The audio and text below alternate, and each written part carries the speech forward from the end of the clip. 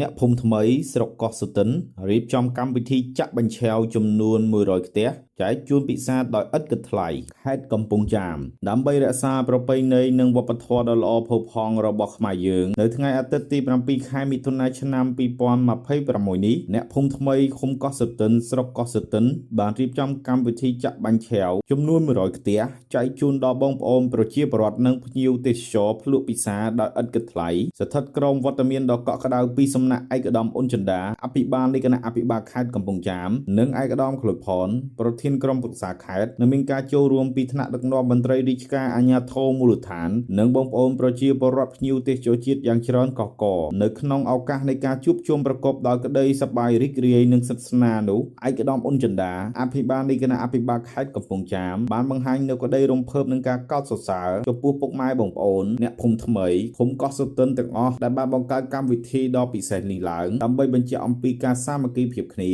និងភាពសុខដុមរមនានៅក្នុងសហគមន៍មួយប្រកបដោយសុភមង្គលក្រោមដំបូលនៃម្លប់សុខសន្តិភាពសម័យតេជោធិបតីទន្ទឹមនឹងការកោតសរសើរឯកឧត្តមអភិបាលខេត្តក៏បានស្នើដល់អ្នកភូមិថ្មីឃុំកោះសុទិនបន្តនៅថែរក្សាប្រពៃណីដ៏ល្អផូរផង់មួយនេះឲ្យបានគង់វង្សយូរអង្វែង